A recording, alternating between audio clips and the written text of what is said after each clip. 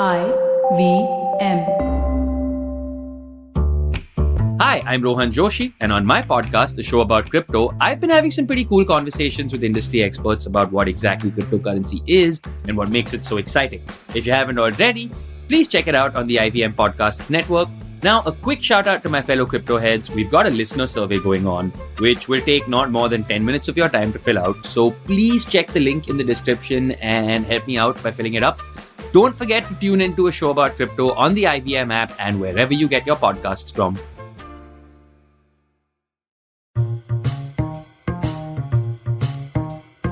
Hello and welcome to the Wire Talks. I'm Sidharth Bhatia. Violence seems to be all around us in India, and it seems to be growing. And television channels as well as videos made by the perpetrators of lynching bring this violence to us in sickening detail.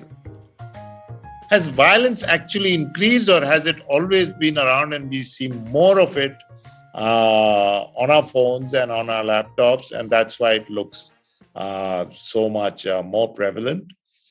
This is the question we ask our guest, the social scientist Thomas Blom Hansen. He is the Reliance Dhirubhai Ambani Professor of Anthropology at Stanford University and also the director of the Center of South Asia in the same place. Hansen has done extensive work on the rise of Hindu nationalism in India, Hindu-Muslim conflicts, urban politics, among many other subjects. He is the author of several books on India and the Indian community in South Africa, actually. He is the author of several books such as The Saffron Wave, Democracy and Hindu Nationalism in Modern India, Wages of Violence, Naming and Identity in Postcolonial Bombay. And his most recent book was The Law of Force on the Violent Heart of Indian Politics, which really is very relevant to our discussion today. So he's the perfect person to explain or at least help us analyze what is going on. Thomas Blom Hansen, welcome to the Wire Talks. Thank you very much, Siddharth. Happy to be here.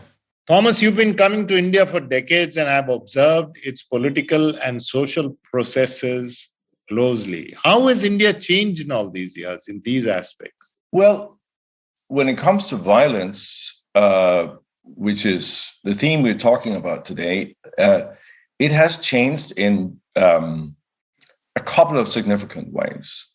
One is that I think it's fair to say that there is more public violence as a whole than has been the case before. So when I say public violence, I mean, violence itself is a very large and complex phenomenon, but I'm talking about people who go out and either kill, threaten, burn, protest by destroying properties, attack other communities, and so on and so forth. I think it's fair to say there is more of that, although we have to rely on police statistics, and the reporting by the police is less than accurate for obvious reasons, because we all know how much effort goes into avoiding reporting public violence. If you are a police precinct or police commissioner, you don't want to have too many incidents of violence in your district or in your city, because it looks as if you are not able to maintain law and order, and the police are often blamed for this, and sometimes rightly. But so we don't know, but it looks as if there has been if you look just from the police statistics themselves, you can see that there's been a steady rise.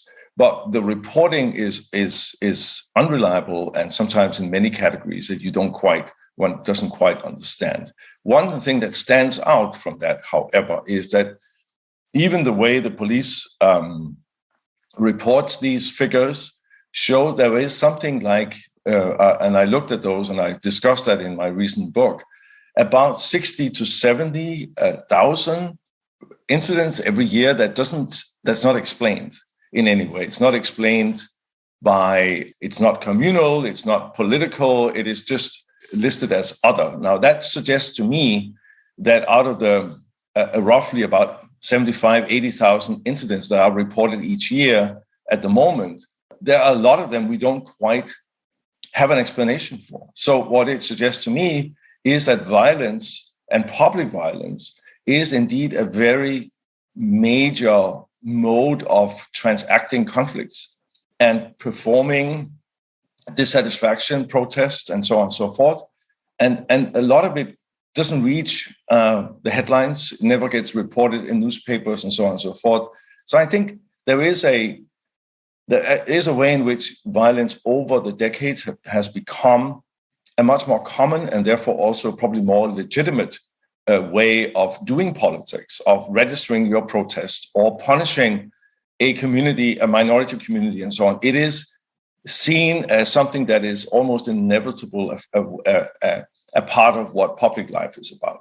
Now, that's one thing that has changed. That was not necessarily a given, let's say, in the 1980s when I started to come to India. The second thing that's changed is the way that the Hindu nationalist movement, and again, I think they have been, this has probably been pioneered by a movement like Shiv Sena in the 60s and 70s and 80s, which is what I write about in my book, has sort of weaponized this idea of spontaneous violence that's welling up within a community. We have to go and protest. We have to go and punish the perpetrator or the journalist or the representative of a certain community, or we have to punish this community for their attitudes and so on.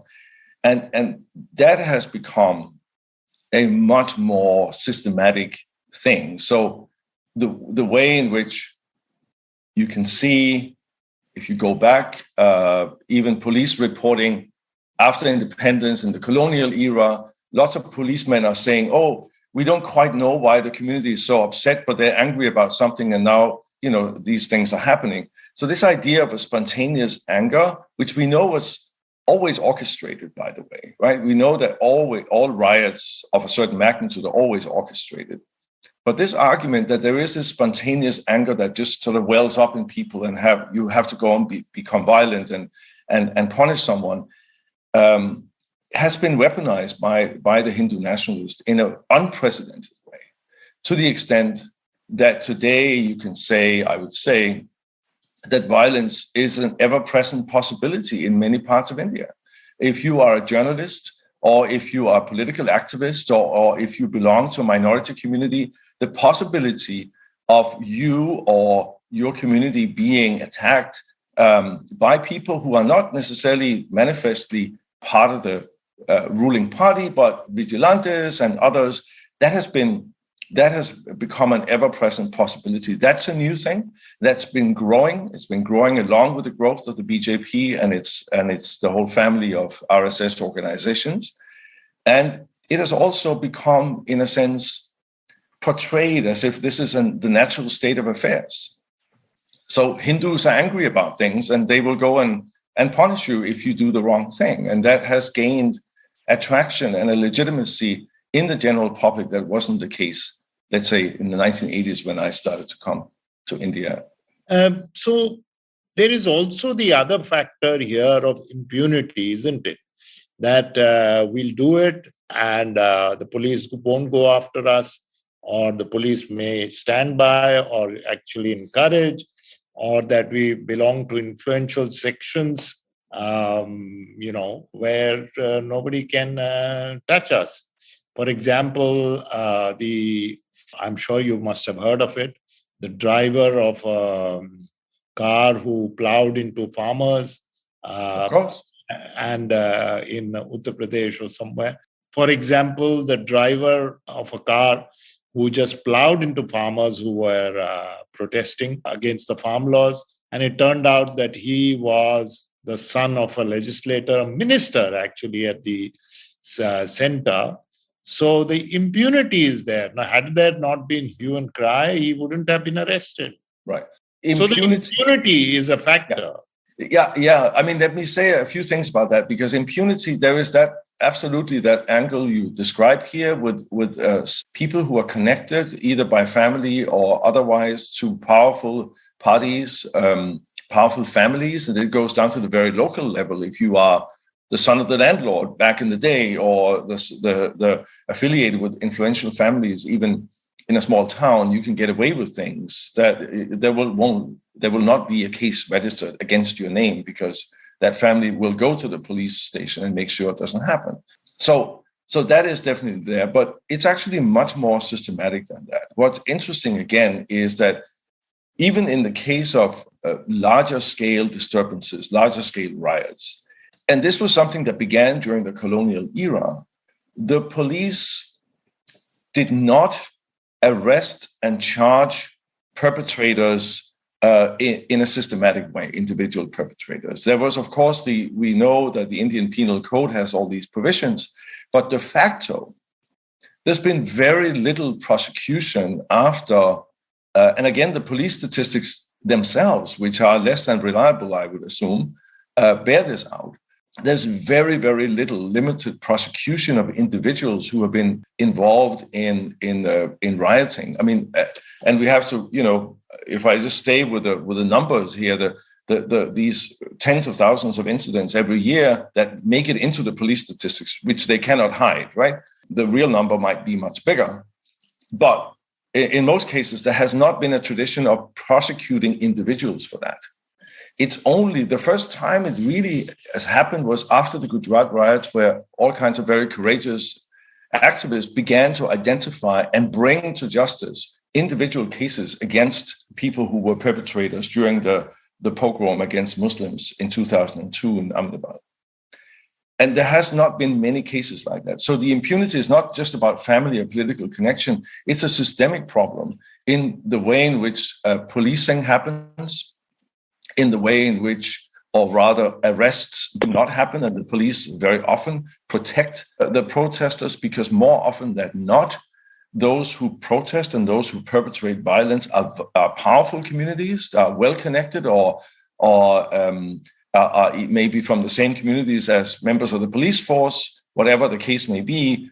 So that there is a great deal of reluctance by the police to actually go in and make arrests, even if police might know, or even though video footage or evidence from observers or journalists or anyone who was on the scene will make it plain and clear who was actually orchestrating, let's say, a riot. So there is a systematic bias.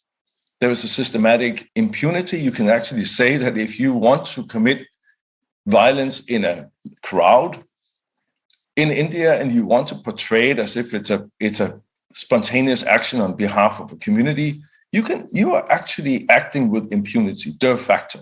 And everybody involved in politics in India will know about this, right?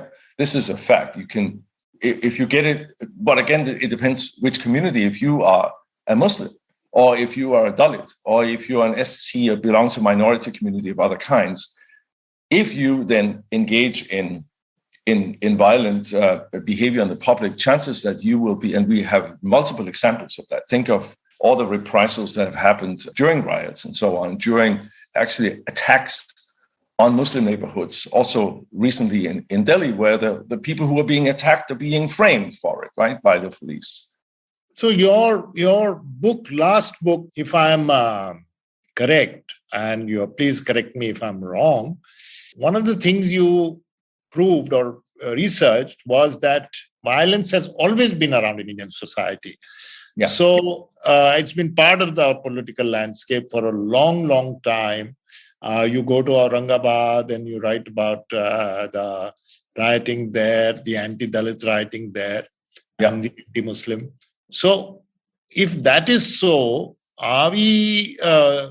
you've explained that it's gone up, but are you seeing a qualitative difference? I think yes, as I said, there is a qualitative difference in that I think today, violence is being used and legitimized as an expression of public sentiment in a way that has not been the case before. For many, many decades, there was a lot of emphasis and focus on, communal riots. When they happened, it always became like a big news item. There was a great deal of anxiety on part of the ruling party to avoid these things. And there were these commissions of inquiry and so on and so forth, and those happened. But there was also other incidents of violence, right? But I think that anxiety around what could happen if too much of that permitted in what could happen to Indian democracy, what could happen to the social order, that is not there anymore. now this is now the ruling party, and especially those who are working with or within the same ideological program as the ruling party. They actually use threats of violence, vigilante action very openly. And in some cases, like in Uttar Pradesh, you can also see how the state administration there has turned the police into a weapon for itself against minorities, for instance, and others, but also protecting, all kinds of violations and attacks and violent acts by dominant communities against the Dalits and so on. So that has changed. I think the justification, the legitimization of this idea that the BJP began with when they set out with the whole Babri Masjid, Ram Janmabhoomi movement in the 1980s to mobilize a certain kind of Hindu anger, a kind of resentment, a seething discontent that we need to teach these people a lesson, as the term goes, right? That has become, that is maybe one thing that's been really successful, where you can say BJP has failed on many other fronts, but making that a kind of common sense and acceptable emotion and acceptable sentiment that you can express also in respectable gatherings and context is really something they have been very successful in doing. And under that cover, all kinds of violence is possible, it's plausible, it's justified, and so on. So that's one thing. But I will say violence has always been part of India. And I'm here also, and in my book, I also refer to a new book that just came out by a colleague, Shruti Kapila, who did a wonderful book called Violent Fraternity, which is it's not an easy read. It's a work of political intellectual history. But she argues that rather than focusing on the constitution and liberal values in India, what we need to look at is that it was actually the partition that was the founding moment of the Indian nation state and modern India, and that there's been a lot of efforts to forget about that. But that founding event plays itself out, and that is, I think, also empirically very easy to show that the whole, what led up to partition, what came after partition, what happened during partition, those kinds of things, that kind of violence, that kind of idea of punishing the other community, the idea of the Muslim as a fundamental enemy of the Indian nation and so on, they were all there. And I think, again, what the BJP did in the 1980s and 90s was to give voice to that sentiment that had been there for a long time and not really been talked about, right? There was never any official attempt to deal with this large-scale trauma in India after independence. And I think it was that fact of those attitudes, those sentiments being tucked away that made it possible for the BJP to actually, as it were, bring it out in the daylight again. So it's been there, but they have done things with it. That's one thing. But the other thing I'm saying is that I think Indian democracy has also become a more violent entity. I think there's a greater use of, I think that's what all indicators are, that violence is being used more readily in all kinds of conflicts. And a lot of that also, in my view, and I write about this in my book, has to do with the complete lack of any reform of the police, right? And any willingness on the part of the police to actually try to be proactive and do policing that's a little closer to what should be the ideal of policing. Instead, the police is overly violent, overly punitive. It's biased against the minorities and the lower castes, and it is serving powerful interests and is willing to cover up all kinds of things. And that's not me saying it, it's endless commissions of inquiry into police reform has established this since the 1970s, right? Nothing has happened. For me, that's one of the really big mysteries of Indian politics, also progressive politics, that this de facto breakdown of law and order among when it comes to the weaker sections, the sort of constant threat of violence is not a bigger item. That is not a bigger problem that could be a campaign basis. We actually want to have law and order in India. And to that end, we need to curtail the dominant interest. We need to have a police force that actually serves the community. I think that's one of the big missing pieces in public discourse, perhaps also. You mentioned the BJP and what it did in the 80s and after that, and your book Saffron Wave, which was published in 1999 when the BJP was politically rising after their performance in Parliament in 1984. The Rath Yatra galvanized the cadre, and today the BJP is in power for the last 7 years at the center, and we've seen that a certain kind of narrative against the minorities, plus accompanying it with violence in Gujarat and in UP and now in Karnataka, it is the state participates or encourages or looks the other way. I mean, all kinds of things have begun to happen. UP is, of course, a showpiece in this matter, but Gujarat was there also first. So can we link these two things and say that the BJP's campaign has succeeded beyond their own expectations politically, from 2 seats in 1984 to 7 years in power at the center, and because violence is an integral part of it? Well, I think sentiment is an integral part of it, because BJP runs on sentiment rather than on policy, right? I mean, the BJP has not really invented or framed significant new policies. I mean, now they're doing new things here and there, but in the main, in the past 7 years, and also the Vajpayee cabinet, there were very limited amounts of innovation on the policy front. So what BJP does is to run on high emotional themes to generate this constant sense of disorder and constant sense of the need for a strong hand, the need for order. They have mobilized this sort of sentiment, a sort of Hindu sentiment, which is actually not a given, right? Because Hindus come in many shapes and sizes and forms, and even, there's not a uniform sentiment across the country, and let's not forget that it's not an outright majority that actually voted them into power, but they have been successful in changing the sentiment and changing the public discourse. What can be said, what cannot be said, and what is legitimate political discourse.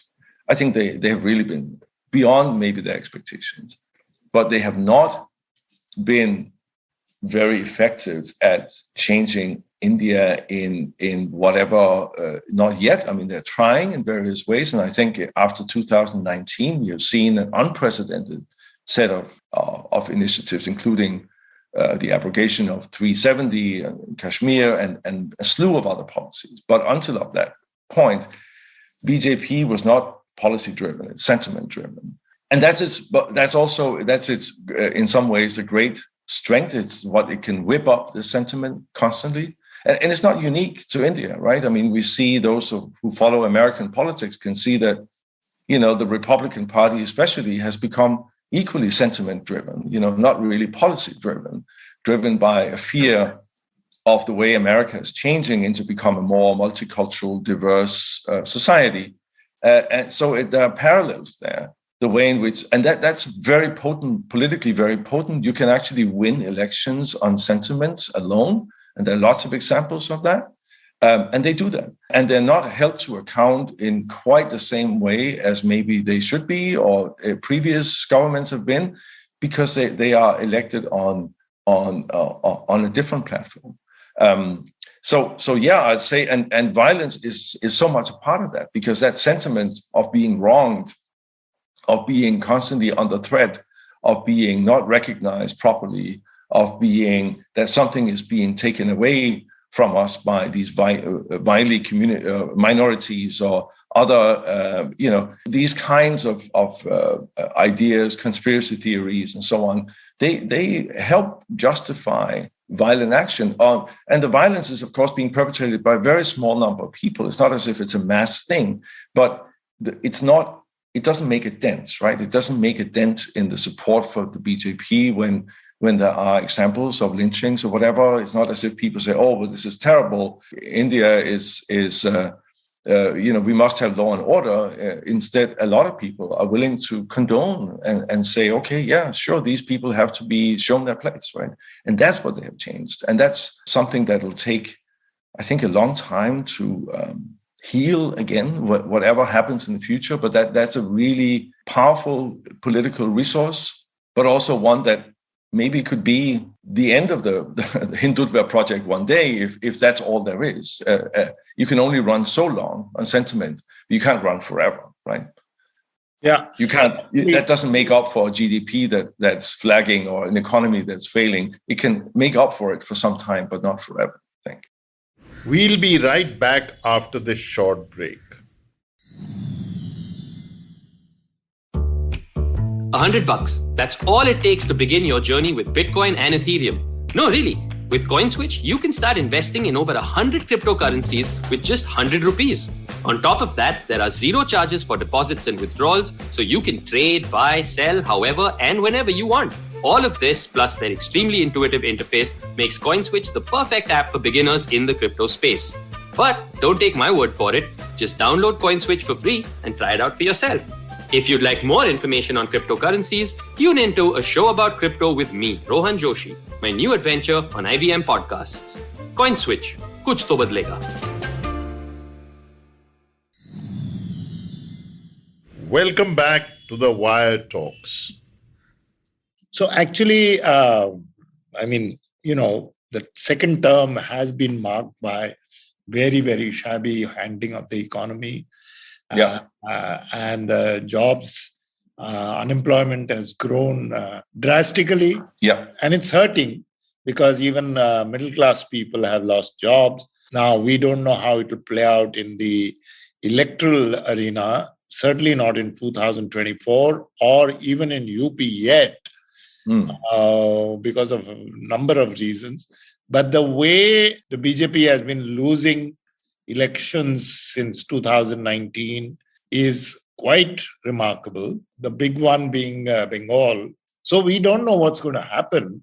But I think instinctively, as a political person observing what's going on in this country, I would say, as somebody who observes Indian politics closely, I would say instinctively, again, I have no scientific rationale or no opinion poll, that there is mass frustration among people.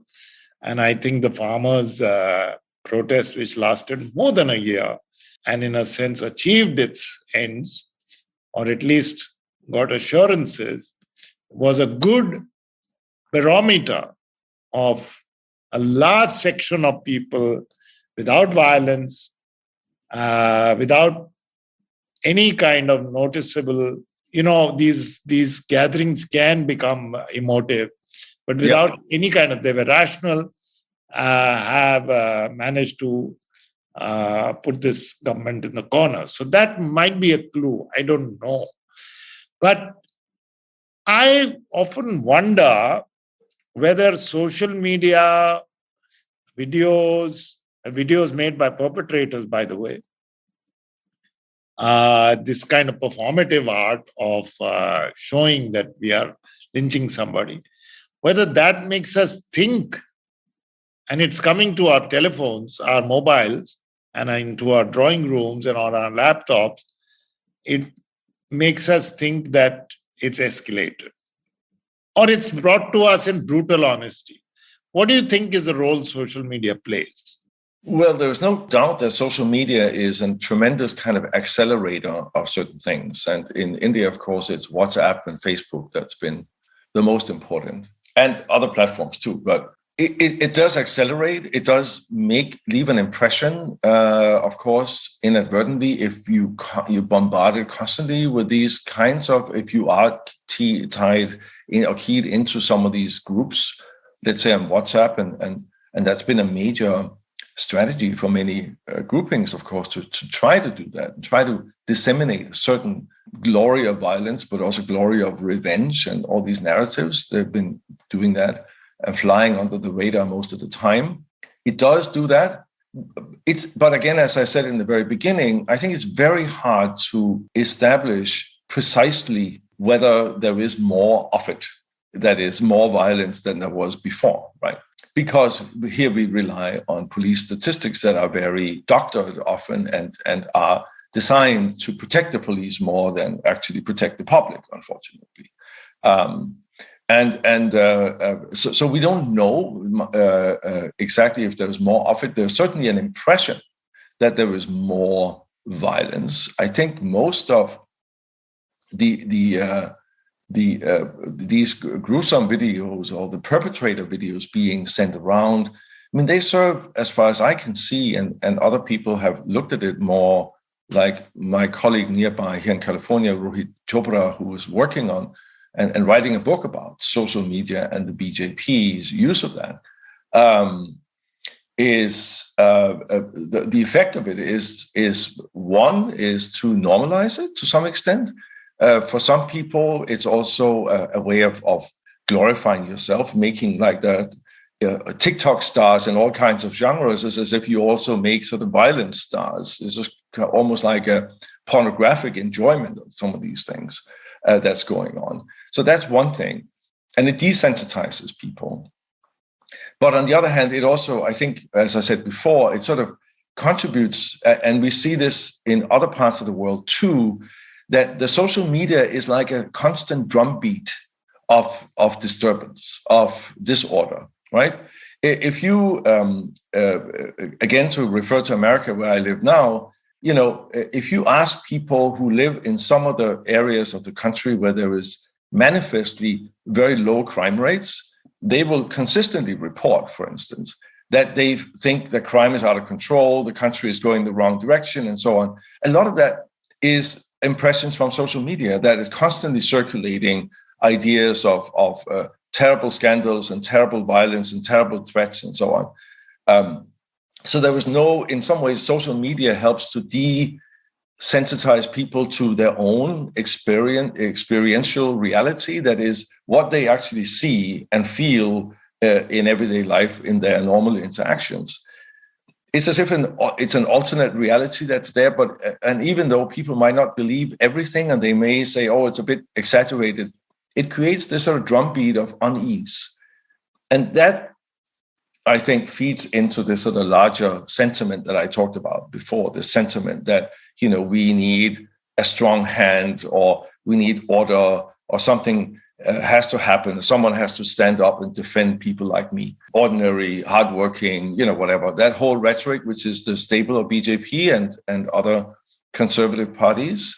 So in some ways, and we've seen this, is not unique to India. India is maybe more extreme in some ways, but it's definitely the case that social media does help sway opinions in certain ways, or help create this sort of sense of unease, a sense of some things being unsettled, out of order, and so on and so forth. And that is, again, I don't know how that can be rolled back.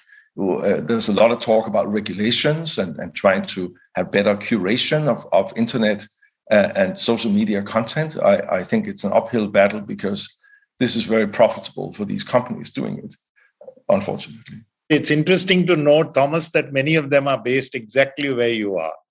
I know.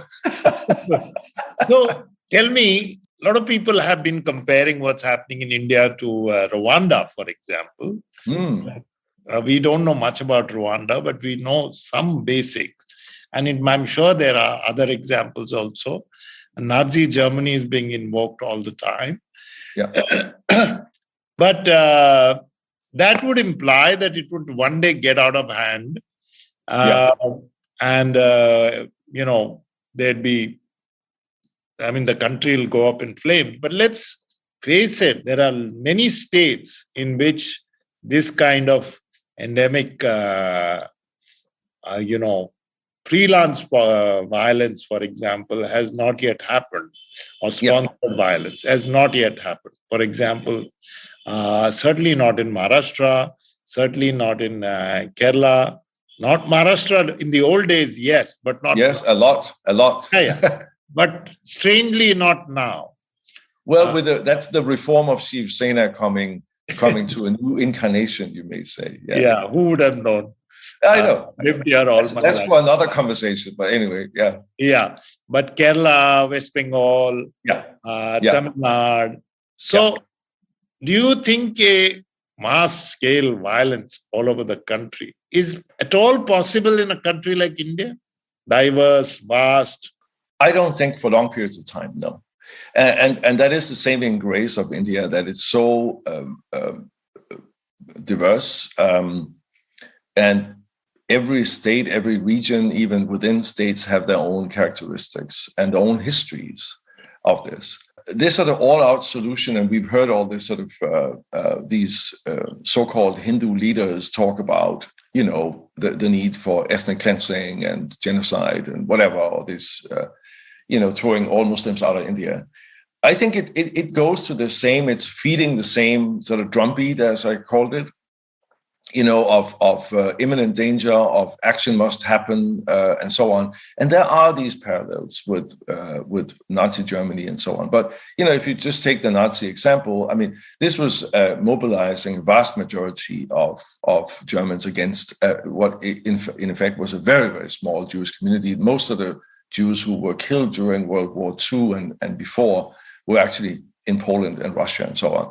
So the German Jewish community was incredibly small. It was also incredibly well integrated, actually, unlike what you see in India with the Muslim community that's become ever less integrated and ever more alienated from the economy, from major institutions and so on. But I don't think this could happen on a larger scale in some parts of the country, but there are a couple of reasons why even there. I mean, I'll take what you say about the South and other parts of the country is absolutely true, although I will say that lots of people had not quite predicted that both Assam and BJP and West Bengal would have such strong support for the BJP. And I think it has to do with the fact that not only are there very large Muslim communities there, but also that this has not been a problem. I mean, there's been a certain complacency, I think, in some of these places in terms of how you actually talk about inter-community relations and so on prior to this. So I'm not saying I'm saying that just because it hasn't happened in West Bengal, I'm saying it could happen to some extent. But the key thing, I think, the countervailing force, and I know this from having studied it, but I think everybody who's lived through riots in India will also recognize this. That I was in Bombay during the riots in '93, which was effectively an anti-Muslim pogrom perpetrated by Shiv Sena and their ilk. And some small percentage of people might have been excited about it for a few days, but then after that, people are actually afraid and they find it scary and they find it to be deeply disturbing. And so although the main result, although maybe after the fact, the Shiv Sena managed to actually win much larger shares of the vote, the idea of this kind of anti-minority violence is more appealing than the fact of it. Because when it happens, your entire world is in jeopardy. It's a very disturbing thing to live through. So a lot of people, and I've interviewed people in areas that have been directly affected by riots, also shortly after that happened. Also in my recent work in Aurangabad in 1718, you see a very strong sentiment that this is not something, we don't like it. It's it's disturbing, it's anxiety provoking. So I don't think there isn't an all-out conflict of that nature would actually require that you'd have to win over very large sections of, let's say, the Hindu population to be willing to engage in this kind of or active, as it happened in Rwanda, actively assist in the genocide. I don't see that happening because that's not the nature of even of this kind of politics in India. It runs so much on exactly on these false sentiments rather than on the sort of physical encounter, actually, again, different from if you think of America, where you think of the kind of deep-seated racism and the sort of violent fantasies that white supremacists have about what they want to do to Black people and dissenters. That's a whole different level. I mean, these are people who are heavily armed, who glorify violence. Many have military training and so on. It's what we see in India is not that yet. I mean, I'm not saying it can't come to that, but it's not like that, right? And when you read about the genocide in Rwanda, I mean, the kind of preparation that went on for years and years of this, I don't see that happening in India. I think this is about making political points. It's about stirring the pot. It's about keeping the fear and the sentiment alive. At the same time, Thomas, recently there was an open call for Muslim genocide. Yeah. At a meeting. Yeah. In Hardwar, I think. And how do we that man has been arrested, but how do we reconcile? How do we fit these puzzles together? Because this could well happen in some part of India. And it did happen, right? I mean, it did happen in the Punjab on a very large scale. During partition, there was this mass violence that maybe is being referred to by this so-called Hindu leader.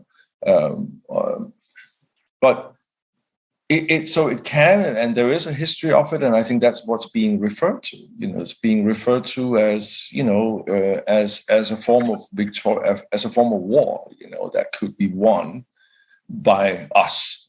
But I think it's a violent fantasy that as I said, I don't know that there are enough people who are willing to sign up for this kind of program to actually make it happen. And I also think that the larger Hindu nationalist movement, there are certainly people who entertain those violent fantasies. And you've heard this. I've heard this for decades of work and meeting and talking to people like this, the kind of glee with which they talk about the need to punish minorities or they should go to Pakistan or whatever. It's there, it's a sentiment. But to make it into something that's actually going to happen, I really I doubt it. And I also think that too much is at stake in terms of what India is in the world. I think policymakers and those who are in power in the BJP are keenly aware that, India doesn't exist in a vacuum. And that this kind of genocidal policy, if it was even attempted somewhere, would create, and that's the other part of, you can say, the social media. It could create a form of outcry, a form of protest that would have ripple effects throughout the world. So I think the stakes are just too high for them. Although there are undoubtedly elements, I wouldn't say that, definitely elements that would like to see this kind of quasi-war being perpetrated. But, the real war that's being perpetrated now is a slow suffocation war, right? It's a slow suffocation of the Muslim community. It's a slow suffocation and legal harassment in Assam and a slow economic and social isolation. Talk about being quarantined. You can say that the Muslim community, as compared to the kinds of economic and political and cultural life that the Muslim community across many states in India enjoyed, if you look back to the 80s and so on, today is it's in a really difficult state, and that, if anything, is the program. And I think that is a program that has support. That's what lots of people are willing to support and say these people shouldn't think they can be more than, they wouldn't maybe publicly say second-class citizens, but lots of people are perfectly happy with Muslims being second-class citizens. And I see very few people, and again, here Mamta Banerjee is an exception, who come out and actually say, no, this is not okay. Who are actually willing to say and stand up and say, we cannot treat the minorities like this. Muslims are also Indians, and so on. But very few people, even among progressives, are actually willing to do that.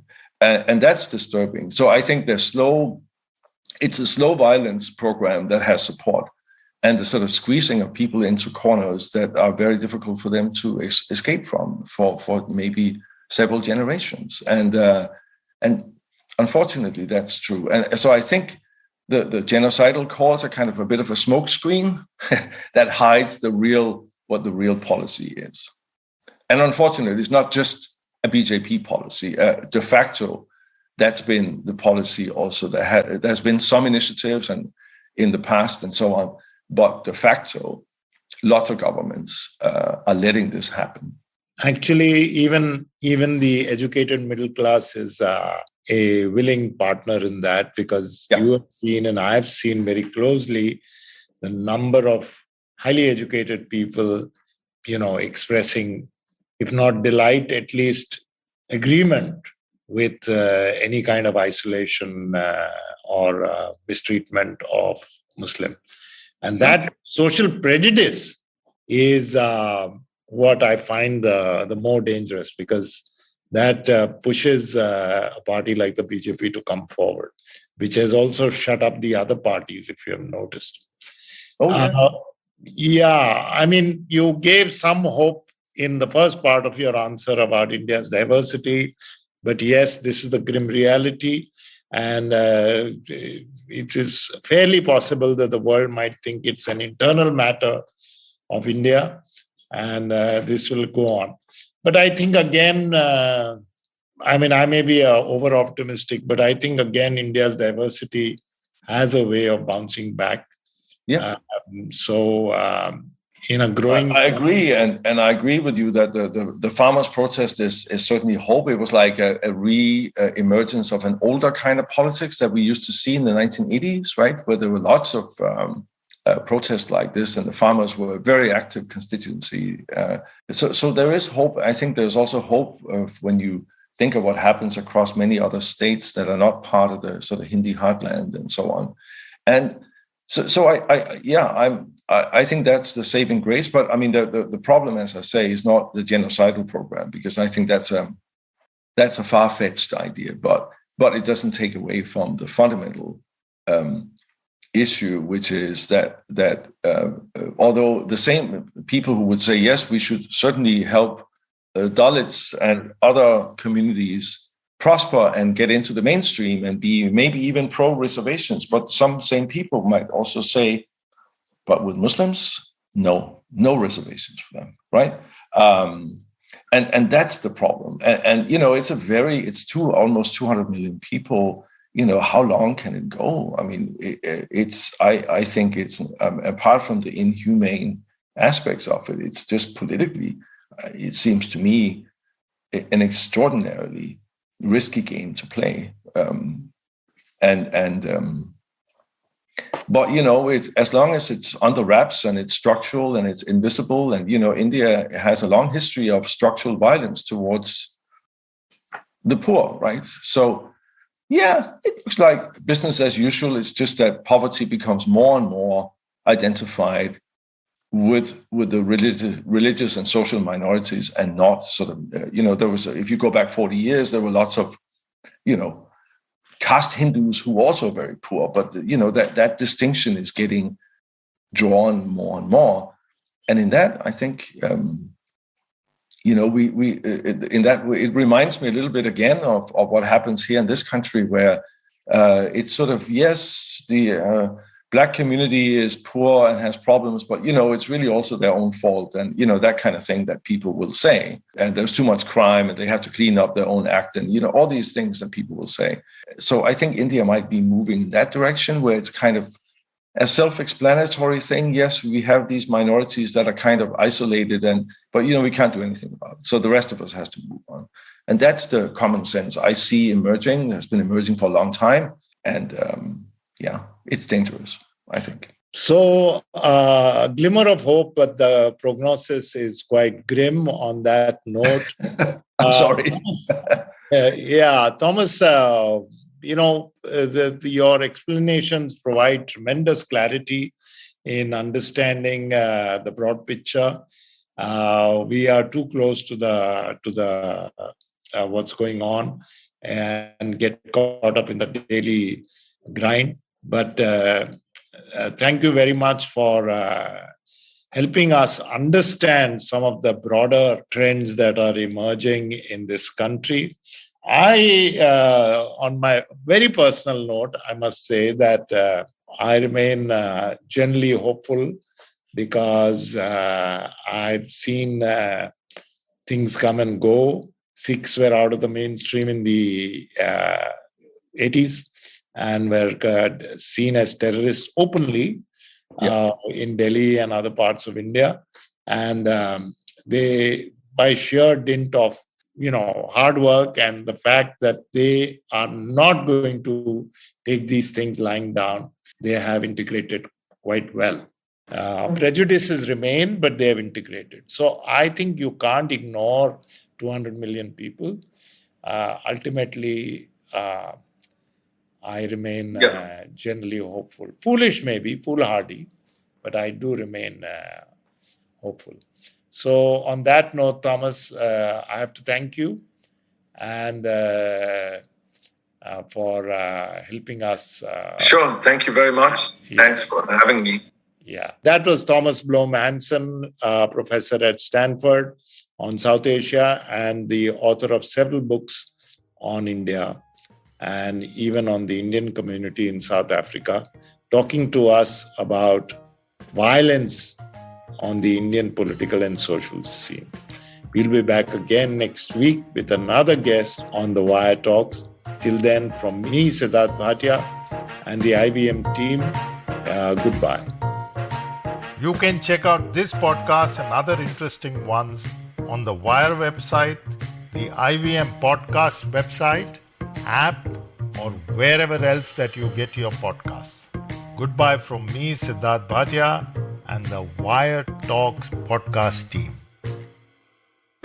Hey everybody, it's been another great week on the IVM Podcast Network. On Think Fast, Namit Potnis, a good friend of mine, founder of Drumworks, joins Varun and Suchita. He talks about all things NFT and shares a few tips on investing. On Paisavaz, Anupam and Devina Mehra, founder at First Global, discuss the outlook for the Indian equity market in 2022.